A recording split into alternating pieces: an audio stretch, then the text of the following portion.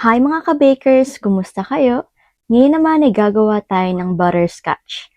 Ang mga kakailanganin natin ay butter to 25 grams, itlog 3 piraso, glucose 75 grams, asukal 300 grams, baking soda 1/4 teaspoon, skim milk 50 grams, all-purpose flour 2 cups, at condensed milk na 100 grams.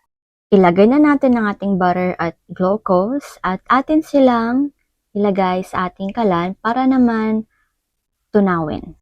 At kapag tinunaw natin ito ay kailangan talaga natin consistent na haluin para naman hindi siya masunog. Gawin lang natin ito hanggang sa matunaw na ng tuluyan ang ating butter at glucose. At dahil tunaw na po siya ay pwede na po natin itong iset aside dahil atin na po siyang papalamigin. Ilagay na natin ang ating all-purpose flour, asukal, skim milk. Pagkatapos ay atin muna itong haluin ng haluin para naman magsama ang mga ingredients nating inilagay. Pagkatapos naman ay atin nang ilalagay ang condensed milk, baking soda, ang melted butter at glucose, 3 itlog, 1 teaspoon ng wine or rum. Pagkatapos naman ay atin na itong haluin ng mga 1 hanggang 2 minuto. Kailangan po nating haluin ito ng maigi para po walang buo-buo at higit sa lahat para po magsama-sama ang mga ingredients natin. Napaka-pangit naman po kasi ata kapag mayroon pang buong harina tapos na iluto na natin. At syempre yan na po ang kanyang kinalabasan after po ng 1 hanggang 2 minuto. At after naman po nitong halo-halo natin mga ka-bakers ay kukuha na po tayo ng molde na nilagyan po natin ng parchment paper. Yan. Pwede naman po kahit na anong papel po as long as hindi po siya gaano kadikit sa ating butterscotch. At syempre atin na po siyang ilipat mga ka-bakers. At pagkatapos naman nating ilipat ay atin na po itong ipapantay or imomolde. Yan. Yan na po ang kanyang itsura mga ka-bakers. At ready na po ito sa ating oven syempre. Yung pan size nga po pala ay 8 by 8 by 2. And huwag nating kalimutan ng ating kasoy nut on top na 50 grams lang po ang aming nakuha.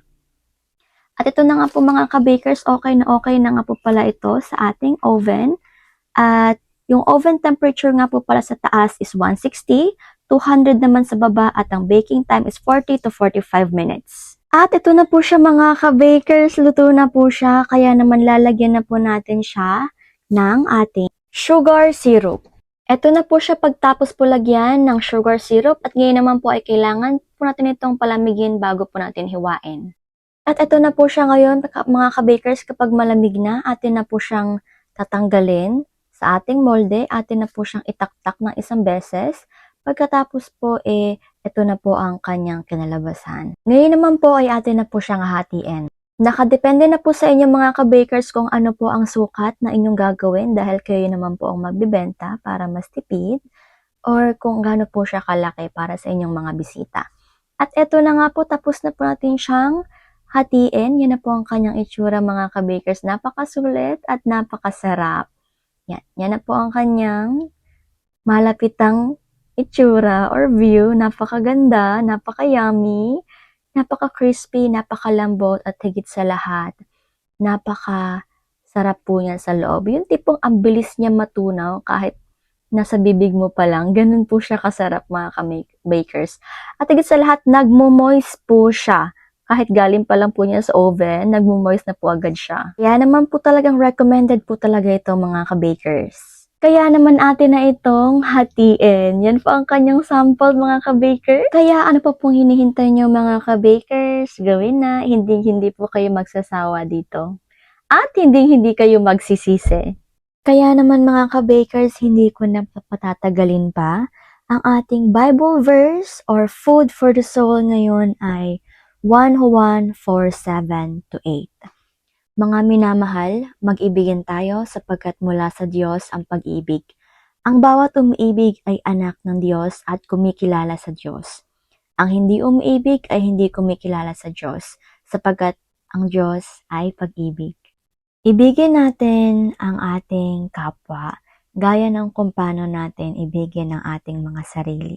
At turuan natin ang ating mga sarili na magpatawad dahil ang pag-ibig ay ang pagpapatawad din naman. Unti-untiin nating matutunan ang pagpapatawad dahil kung ang Diyos nga ay nagpapatawad, tayo pa kaya?